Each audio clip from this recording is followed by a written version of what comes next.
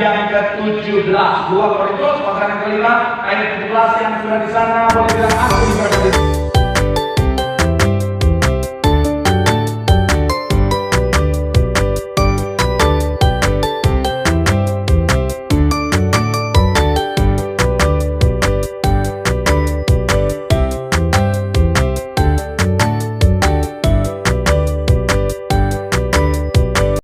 Yang ke-17 2 Korintus pasal yang kelima ayat 17 yang sudah di sana boleh bilang aku diberkati Tuhan.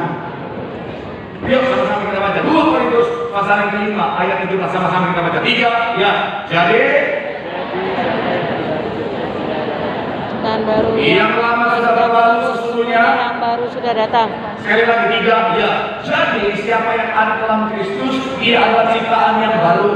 Yang lama sudah berlalu sesungguhnya yang baru sudah datang. Ada pertanyaan yang sering muncul saudara, setiap tahun saudara bilang begini, apakah orang Kristen boleh merayakan Imlek? Bahkan yang bilang, Pak Pendeta, ada yang mengatakan saya merayakan Imlek karena katanya saya sudah Kristen. Kata saudara saya sudah tidak usah merayakan Imlek lagi. Saya mau bilang saudara, kalau ada pertanyaan apakah orang Kristen boleh merayakan Imlek, saya mau bilang saudara amat sangat boleh. Nah, bahkan gereja kita minggu ini saudara kita merayakan ibadah minggu spesial Imlek saudara. Kenapa?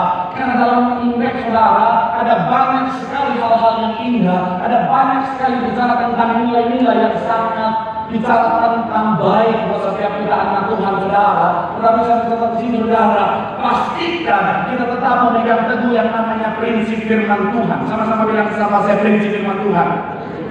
Nah, kenapa? Karena saya bilang saudara, prinsip firman Tuhan lah yang akan menentukan bagaimana kehidupan kita.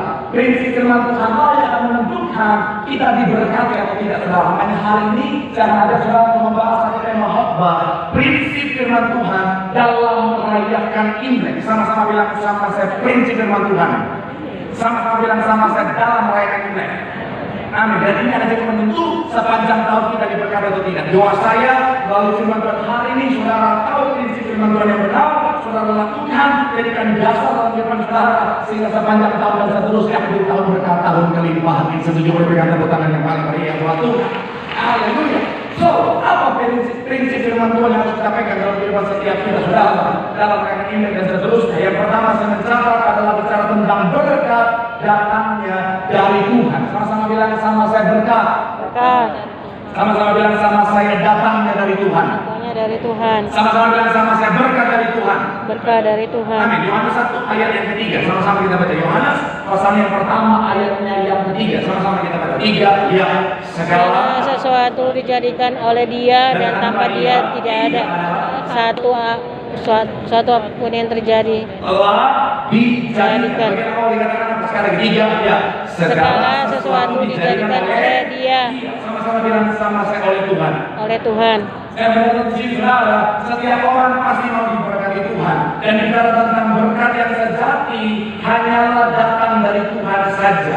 Bagi Allah dalam 1 ayat 3 ini saudara, segala sesuatu dijadikan oleh Dia atau oleh Tuhan. Artinya apa? Tuhanlah sumber segala sesuatu, termasuk bicara tentang berkat Tuhan. Makanya Amsal 10 ayat 22 bilang begini saudara. Amsal pasal yang ke-10 ayatnya yang ke-22. Sama-sama kita baca 3 ya. Berkat Tuhanlah yang menjadikan kaya, susah kaya tidak akan bagi menambahinya. Allah dikatakan berkat Tuhanlah yang menjadikan Kaya. Bilang saudara bicara tentang berkat yang sejati datangnya dari Tuhan. Dan memang bicara tentang berkat ini saudara, Tuhan menyediakan berkat buat saudara dan saya. Jadi ketika kita merayakan Imlek, ketika kita masuk tahun yang baru, kita harus tanamkan dalam hati dan pikiran kita bahwa berkat yang sejati datangnya dari Tuhan. Katakan amin. Amin. Saya bilang saudara ini penting untuk kita tanamkan dalam pikiran kita jadikan fondasi dalam kehidupan setiap kita, karena ini akan menentukan kita diberkati atau tidak. Ada banyak orang yang akan diberkati, kenapa? Karena dia berpikir berkat itu datang dari tempat yang lain, sehingga apa saudara? Akhirnya apa? Dia berpikir bahwa berkat yang ditentukan oleh hal yang lain di luar Tuhan, sehingga menjadi penghalang dia diberkati Tuhan. Ada banyak orang Kristen, udah Kristen banget tampilannya, kalau salib anti salib tinggal di salib yang belum saudara. Tapi mohon maaf, masih suka berpikir, oh Pak Pendeta, Kayaknya tahun ini adalah tahun yang sulit buat saya. Kayaknya tahun ini peruntungan saya kurang bagus Pak Pendeta. Karena tahun ini adalah tahun bulan kayu Pak Pendeta. Saya mau bilang saudara, saya akan sedikit keras dalam hal ini.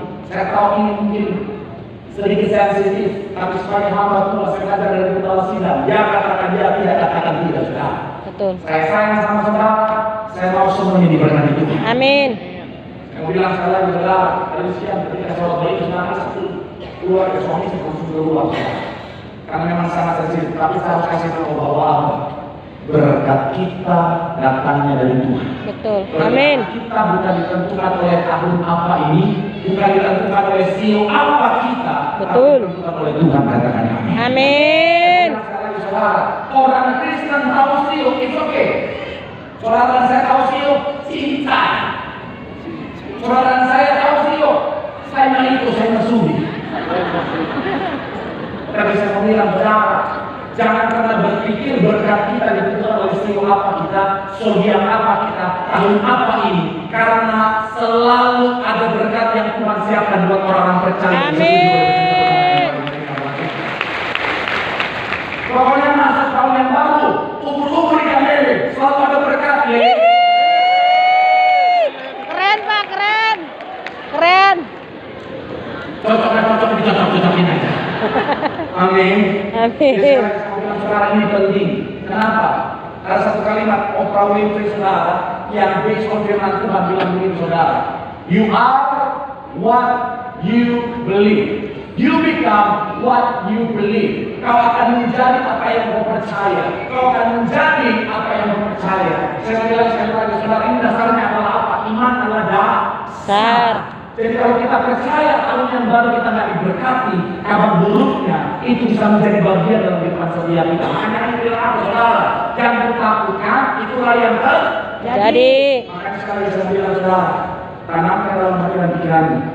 Berkat itu bukan ditentukan oleh tahun apa ini, oleh situasi dunia, tapi berkat itu ditentukan oleh Tuhan dan Tuhan selalu menyediakan berkat setiap hari. Betul. Amin. Pak Pendeta, katanya Pak Pendeta, perhubungan saya masuk tahun baru ini kurang bagus, kayaknya tahun resesi. Saya mau bilang saudara, No. sorga nggak pernah resesi. Betul. Amin. Tidak boleh resesi, anak Tuhan selalu resepsi. Amin. Keren Pak. Tidak. Pendeta jangan bahas resepsi, kenapa? Mantan sudah pelaminan, aku masih dalam penantian. Ini pun ngapain kita? Bilang sama kanan kiri, berkat dari Tuhan. Berkat dari Tuhan. Tuhan selalu menyediakan berkat bagi setiap kita. Tepuk tangan yang paling meriah buat Tuhan. Nah, kita masuk lagi ke dalam saudara. Makanya kata berkat atau hoki itu berasal dari turunan dari saudara Hansi namanya saudara atau aksara Han.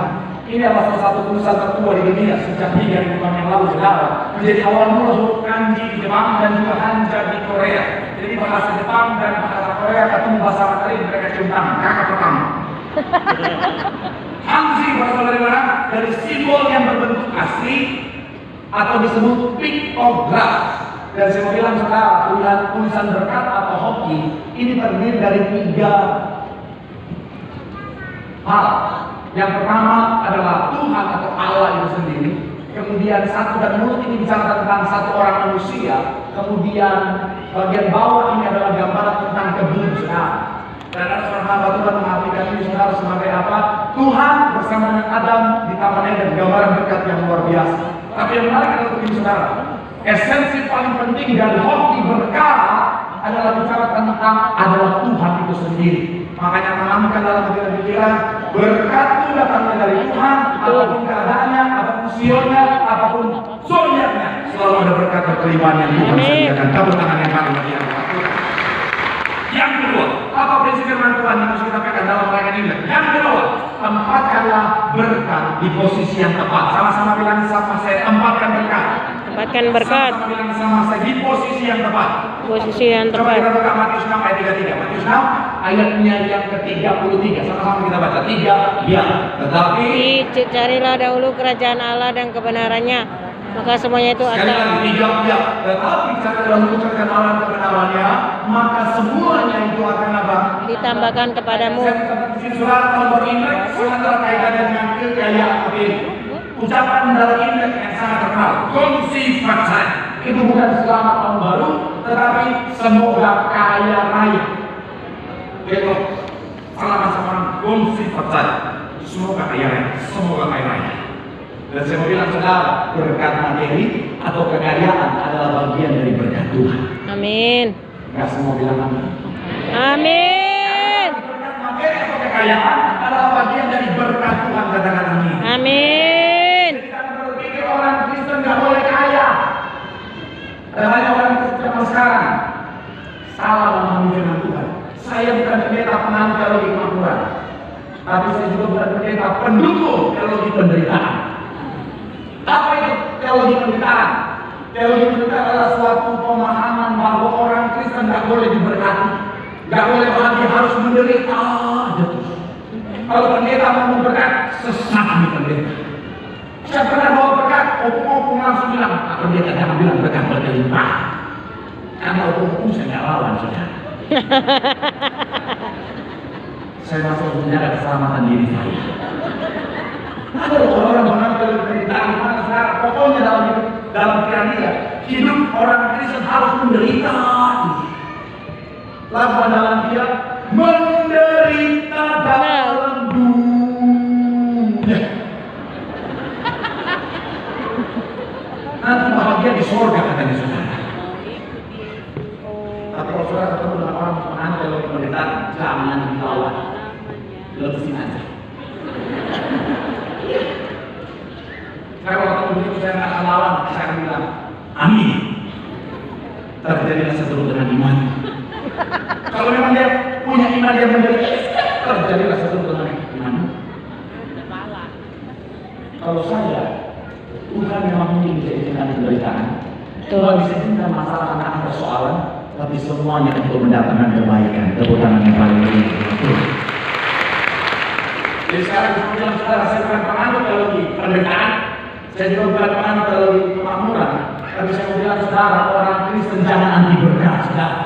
Karena berkat materi salah satu dari apa?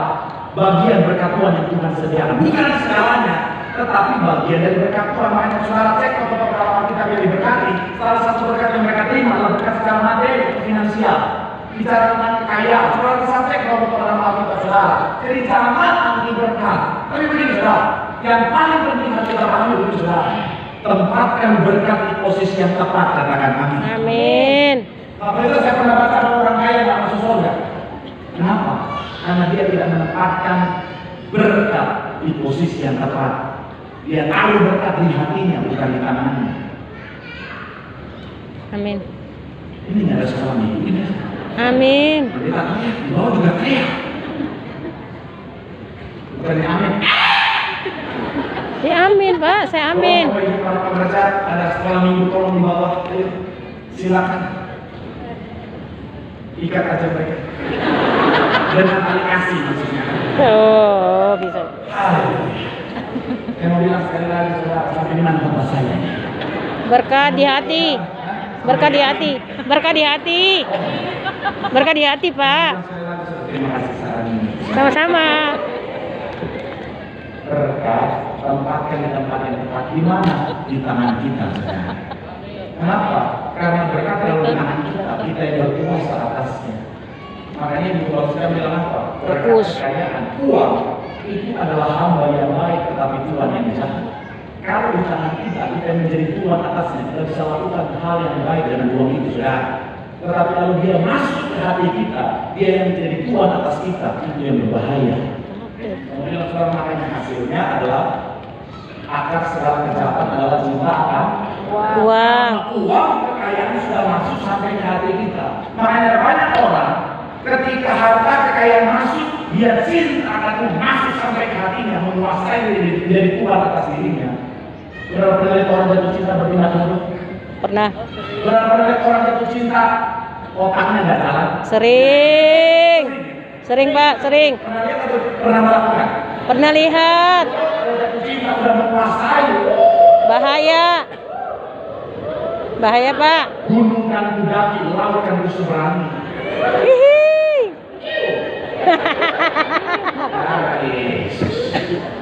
Itulah, makanya ada banyak orang dia salah menempatkan harta kekayaan berkat makin ke hatinya.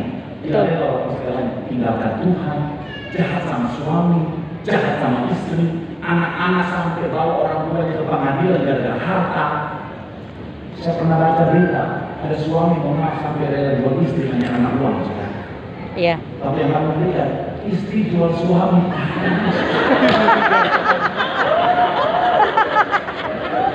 Macam apa itu? Kepepet kali, Pak. Saya bilang sekali lagi, saudara, hati-hatilah. Tempatkan berkat di tempat yang benar hanya di tangan kita. Betul. Di hati kita tetaplah Tuhan yang Betul. pertama dan yang paling utama. Amin. Saya selalu bilang apa, saudara? Jaga hati dengan baik. Hati kita tanpa Tuhan. Kalau Tuhan yang pertama yang paling utama dari firman Tuhan, segalanya pasti ditambahkan bagi setiap kita. Amin. Bilang sama orang dirimu, tempatkan berkat di tempat yang pertama. Bilang sama yang ngomong di hati hanya Tuhan saja. Di hati hanya Tuhan saja. Segalanya pasti ditambahkan. Tepuk tangan yang paling meriah. Yang ketiga, apa prinsip firman Tuhan? Saya punya 4 poin, atau poin yang ketiga, keyboard saja bukan dengan saya. Apa prinsip firman Tuhan yang harus kita pegang dalam mereka ini? Yang akan menentukan berkat yang ketiga, menjadi saluran berkat dengan ketulusan. Sama-sama bilang sama saya, saluran berkat. Salah satu hal yang indah dalam Imlek adalah apa? Bagi bernama. Tetapi itu indah buat mereka yang belum menikah. Hihi. Hihi, kode, Pak. Waktu belum menikah, oh. Haleluya. Diberkatlah panjinya, Yesus dan pas sudah nikah mengalir, mengalir dan mengalir. Yonggi.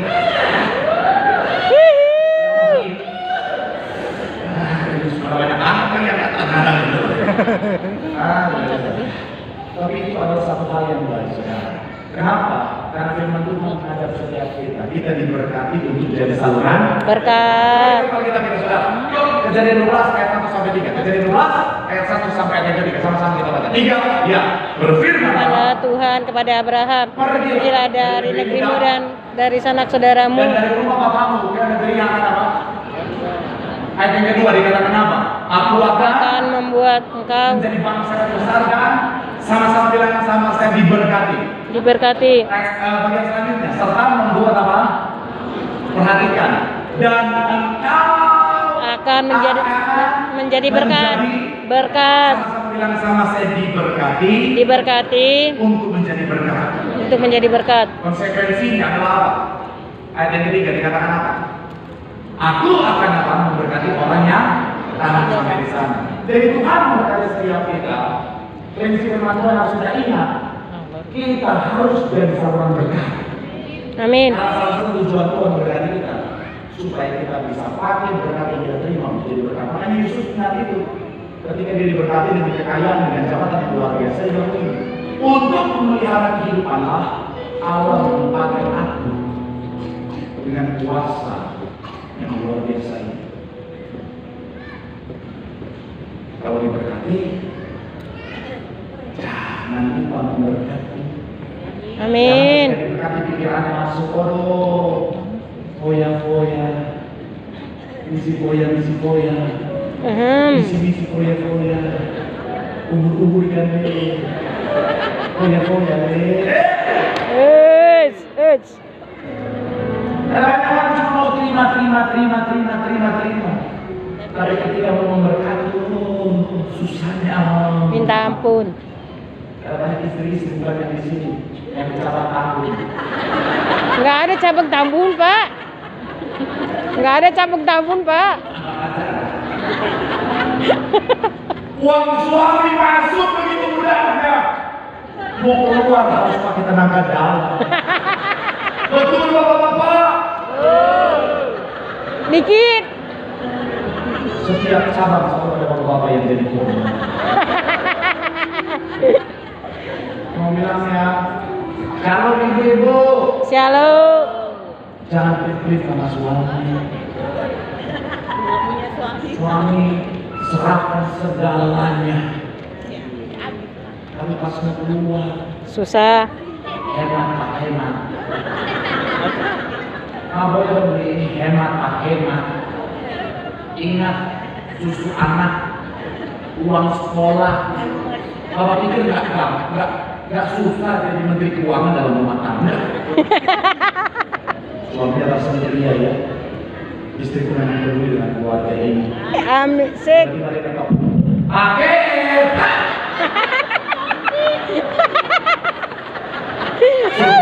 Ode. Ode. Ya kipernya bagus.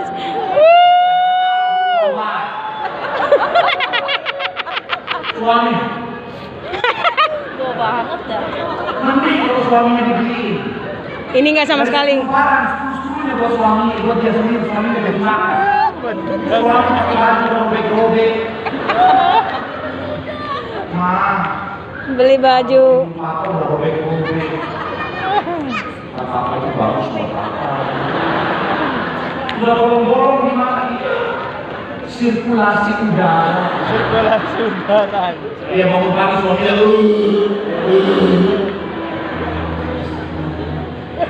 Aduh Tuhan.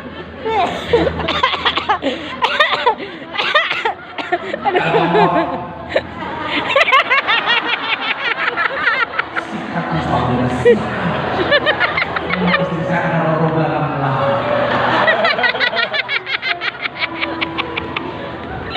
Aduh. Shalom bapak-bapak. Jangan pelit-pelit sama istri. Ngebela. Karena berkat suami ditentukan oleh doa istri. Betul.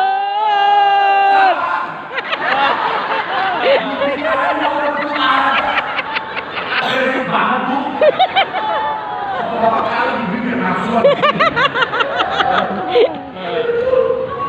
Jadi ketika mau diberkati langsung berkati istrimu. Jangan pelit-pelit sama istri pak.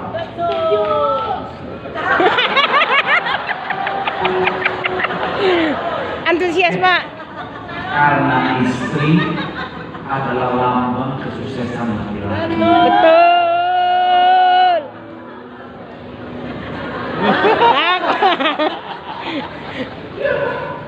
Sekalipun mau sukses pak, tapi kalau istri maaf ya, nggak terurus, kayak gembel pak. Ada istri kan suaminya sukses istrinya yang bukan ke pesta aja pakai kaos dari baju dari salon ribu tahu. Ya segitiga biru di depan itu. Setiap pesta katanya.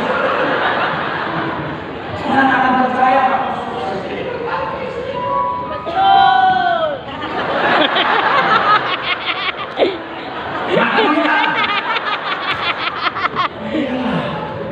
Ini apa dia saluran berkat amin. Amin. Tapi ingat dengan ketulusan.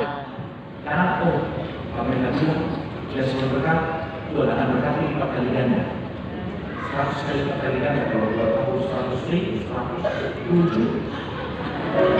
Ini nggak tulus. Ya betul. Nggak tulus. Gue pikir Tuhan berkat toger kan.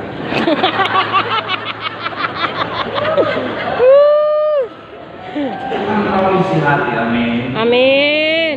Kalau saya berkati karena menabur dengan ketulusan, Tuhan lihat hati. Saya orang yang kaya air di harta. Saya orang yang tidak pas-pasan. Pasti apa? Tapi yang saya lihat dari lembaga sidang tentang hati menteri, mereka masuk ke kampung jadi berkat bagi banyak orang. Setiap kesempatan, setiap tahu di hati satu-satu dan selalu. Dan karena itu saya ngerasain sendiri bahwa Tuhan bisa balaskan berkat dengan cara yang tidak mudah. Betul. Sedikit kesaksian, ketika saya dapat di rumah itu saudara, itu anugerah Tuhan luar biasa. Tuhan kirim orang berhati malaikat untuk menolong saya. Akhirnya yang tak pernah terpikirkan realisasi. Ketika mau renovasikan rumahnya, ya mau zaman sekarang kan rumah zaman sekarang imut-imut, saudara. Kecil gitu ya. Iya. Terima kasih. Imut-imut. Jadi adalah biasanya sediaan kosong di belakang supaya bisa dibangun sendiri tidak ada dilumasi. Pasti itu pun dipuji. Kalau dia dengan orang hati mereka itu menolong bisa bangun belakangnya jadi bola.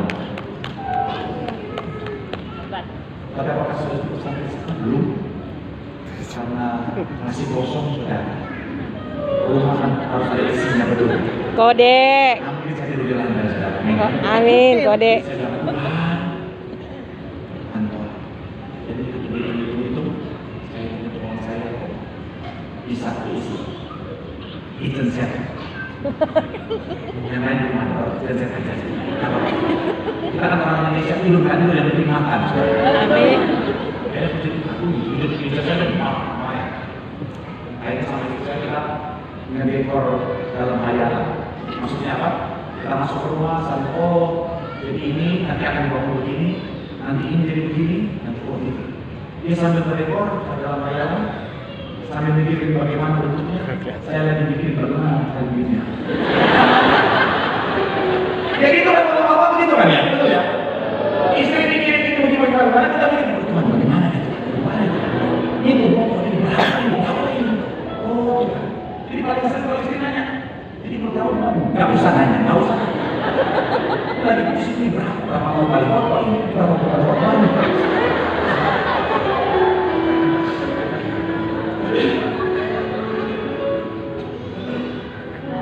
Tuhan kan nggak pernah berhutang kan? Satu kesaksian, Tuhan kirimkan orang yang dia bilang begini sama saya, Pak, Tuhan kasih saya mimpi, Pak.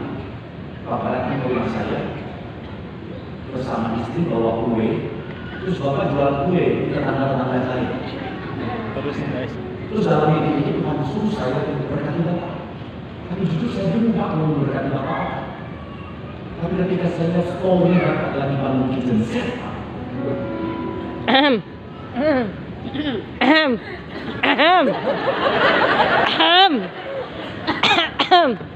saya itu 30 tahun bisnis saya adalah bangun dari rumah. Bayangin saja. Sesuai. Tapi saya kan orang yang suka memanfaatkan orang. Betul. Saya nggak langsung tiba-tiba akan memanfaatkan orang ini.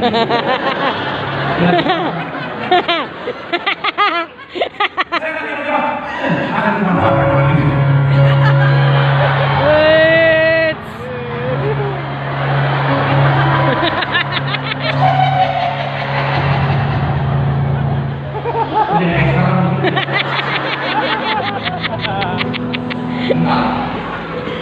Jadi saya bilang segala macam saya bilang jangan. Saya menghargai niat baiknya, saya menghargai kebaikan kita dulu bersama. Nanti dia bilang jangan, Tuhan suruh saya. Nanti Tuhan marah kalau saya lakukan. Saya pikir dia juga sih. Malu-malu, iya benar Ibu. Tapi akhirnya saya punya niat begini, saya terima, tapi yang kecil-kecil aja. Saya pikir ya, kali belum ada baju saya lagi kecil, sama saya biasanya. Supaya kalau saya tahu baju. Tapi ketika di kamar mandi, saya izin buka toilet sebentar, malah Tuhan tegur saya, jangan halangi dia untuk mengaku. Karena apa yang dia tahu dengan ketulusan ada dia tahu yang kalian. Betul. Akhirnya dengan hati yang ingin gak enakan sekarang dia bilang, saya main ke rumah ya. Jadi udah, ini main ke rumah saudara.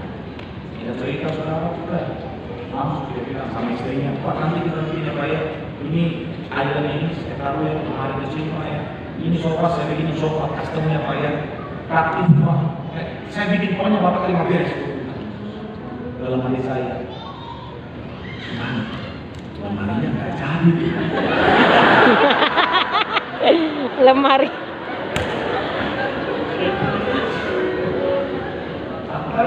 Apa yang dianugerahkan, apa yang diberikan itu jauh dari apa yang saya bayangkan. Karena itulah Tuhan. Kalau kita berkati tulus, dan semua berkat, Tuhan nggak pernah hitung-hitungan. Betul. Kalau kita menabur buat gereja, buat pelayanan, itu Tuhan balaskan lipat kali. Amin. Menabur dalam ketulusan, Tuhan pasti berkati lipat kali. Dan tepuk tangan yang paling meriah buat Tuhan. Bilang sama yang dirimu, jadi seorang berkat. Kita pasti diberkati Tuhan. Tepuk tangan yang paling meriah buat Tuhan. Yang terakhir yang keempat, ini penting untuk saya sampaikan saudara adalah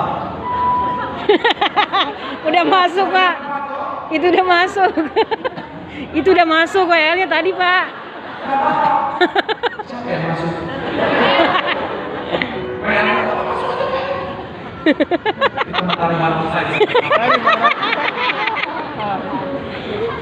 Yang keempat adalah menyayangi dan menghormati orang tua. Dalam Imlek salah satu nilai yang indah adalah ketika bagaimana kita diajarkan tentang menghargai dan menghormati orang tua. Dan ini adalah salah satu nilai yang sejalan dengan firman Tuhan. Karena firman Tuhan juga mengingatkan kita betapa pentingnya menyayangi dan menghormati orang tua. Keluaran 20 ayat 12 sama-sama kita baca. 3, ya. Hormatilah Ayah dan ibumu supaya lanjut umurmu di tanah yang ya. diberikan Tuhan Allahmu kepadamu. Kata hormatilah bahasa aslinya apa? Artinya memuliakan atau permuliakan. Ini sejalan dengan ayat terakhir kita. Efesus 6 ayat 1 sampai 3 bilang begini saudara. 3, ya. Hai anak-anak, taatilah orang tua dalam Tuhan karena haruslah. Demikian. Ayat kedua, hormatilah ayah dan ibumu. Ini adalah apa? Suatu perintah yang penting. Sama-sama bilang sama saya, perintah yang penting. Ketika bicara tentang perintah, artinya sebuah keharusan dilakukan. Konsekuensinya adalah apa? Berbahagia dan panjang Umur. Yang bilang saudara, dalam hidup kalau kita mau diberkati, hormat dan sayang sama orang tua, permuliaan orang tua. Karena doa orang tua menentukan berkat anak. Amin. Karena anak-anak yang diberkati gara-gara mengajar sama orang tua. Anak zaman sekarang maaf ya, orang tua sekali ngomong satu kata baru anakku. Aduh Tuhan.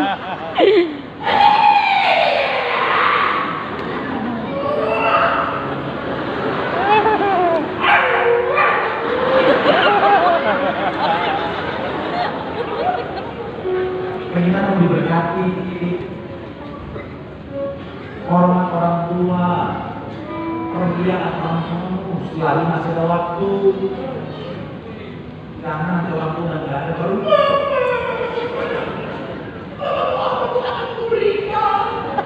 Kalau mamanya masih diberikan kan main.